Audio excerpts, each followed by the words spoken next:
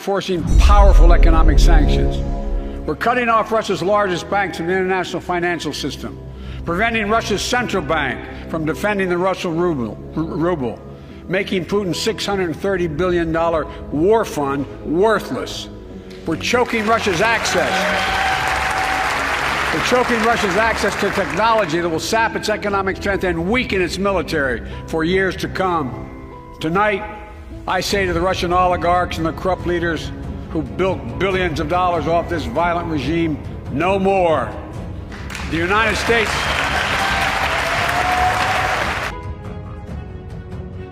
Ketika Barat dan sekutunya mulai melakukan tekanan kepada Rusia dengan sanction, tentunya sanksi ekonomi, di mana Barat dan sekutunya yang tidak mampu secara militer perang melawan Rusia di Ukraina, maka pihak Barat tersebut meluncurkan perang ekonomi, tekanan kepada Rusia dalam bentuk yang lainnya. Sanksi ekonomi seperti tidak dikirimnya kebutuhan harian, bahan baku produksi, hingga transaksi dunia dengan SWIFT dollar diblok dan lain sebagainya dilakukan oleh banyak negara terhadap Rusia. Tapi semua ini sudah diperhitungkan oleh Putin jauh-jauh hari. Sungguh, sebelum perang semuanya sudah disimulasikan. Simulasi di war room, bukan hanya perang bedil-bedilan disimulasikan, tetapi segala macam proxy war dan bentuk 7 perang lainnya seperti masalah ekonomi, sanction, transaksi dolar, alat komunikasi diblok, apapun itu sudah dipertimbangkan dan pastinya sudah punya solusi-solusinya. Misalnya, SWIFT International Payment System di mana transaksi dolar di cut off atau dipotong, tidak bisa masuk ke Rusia atau keluar Rusia. Akankah memukul Rusia? Jawabannya tidak. Kalau hal itu dilakukan malah counterproduktif, membahayakan dolar.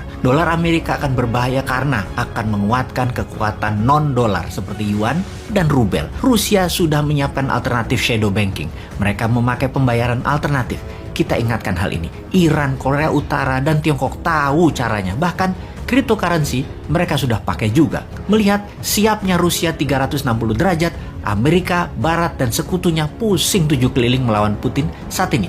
Bahkan dalam pernyataan Putin tidak langsung kemarin di hari ke-7 serangan Ukraina, Eropa Barat dan Jerman diancam akan dicekik Rusia habis dengan gas Rusia. Terdiam Eropa Barat itu kemudian. Di sisi Tiongkok, hubungan mereka makin mesra, Tiongkok dan Rusia tersebut. Saling asah-asih asuh mereka berdua. Sanksi ekonomi ke Rusia tidak akan mempengaruhi banyak terhadap Rusia karena Tiongkok siap di sampingnya. Economic warfare-nya matang sekali dari keduanya. Bahkan ekonom Barat yang mempropagandakan akan mahalnya biaya perang Ukraina per harinya yang Rusia harus tanggung, yang jika dalam minggu-minggu depan ini Ukraina tidak takluk juga oleh Rusia, Rusia akan merugi dan akan menarik invasinya. Jawaban ekonom tersebut wajar karena akademis atau pejabat komen seperti itu. Memang kalau mereka bukan ekonomis at war, orang paham bahwa Rusia bisa printing rubel setiap saat untuk memproduksi mesin perangnya. Dan Rusia punya energi banyak dalam bentuk solar, bensin, batu bara, dan lain sebagainya. Hal ini sesungguhnya kalau pemikir-pemikir waras menengok ekonomi nasional Wakanda akan malu. Kok masih cetek melihat masalah Rusia? Hanya karena mahal, Rusia akan menghentikan perang. Mahal itu kalau yang komen raja hutang, ya wajar. Kalau tahu cara tidak berhutang mengelola keuangan negaranya, maka perang itu biasa-biasa aja biayanya. Sama seperti Tiongkok membangun 20 miliar meter persegi bangunan dan segala macam infrastruktur dalam 40 tahun dengan biaya mendekati 10 triliun dolar atau 10.000 billion dolar atau 75 kali APBN Indonesia sekarang atau 150 kali APBN Indonesia 40 tahun yang lalu. Total angka yang besar tersebut, siapa yang meminjami Tiongkok? Ya perlu alternatif keuangan lain seperti MMT yang Tiongkok tahu caranya, Rusia pun tahu caranya. Sungguh, perang yang rumit dan mumpuni hanya bisa dilakukan oleh negara berdaulat. Beda dengan ketika Lord mengatakan Indonesia dalam 40 tahun ke depan tidak akan perang, maka Bosman bingung. Bingung kok bisa dia ngomong begitu? Apa itu salah? Ya enggak, aneh aja. Civis pacem parabellum adalah moto klasik yang semua tentara pegang. Kalau Anda ingin berdamai, bersiaplah untuk perang. Maka perang yang ada 7 macam itu di Indonesia harus siap. Salah satunya perang militer. Maka menguasai perang militer dengan membangun industrial kompleks pertahanan milik nasional adalah penting dan wajib. Pembangunan alat perang kalau bisa bahkan harus 100% bahannya dan produksinya nasional. Kesalahan melihat Lord yang berpengaruh dalam arsitek nasional Indonesia baik luar dan dalam negeri membuat Indonesia sekarang dianggap negara yang soft ASEAN, bahkan tidak anggap kakak lagi itu Indonesia. Buktinya apa?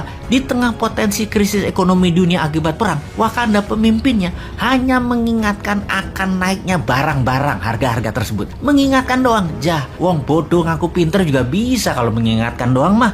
Lalu ngerjain apa sih kalian ini? Jadi keinget gosip nasional saat ini. Dihembuskannya tambahan jabatan 3 tahun lagi karena pandemi dan masalah dunia membuat tidak semestinya pemilu diadakan. Sungguh, siapa yang mau dan minta perpanjangan itu sih? Yang masih enak menjabat atau yang di pinggiran makan serpihan sampah yang mengusulkan? Menurut Ngana, siapa Jo? Безусловно. Поэтому будем и дальше развивать, совершенствовать армию и флот. Добиваться, чтобы повышалась их эффективность, чтобы они были оснащены по последнему слову.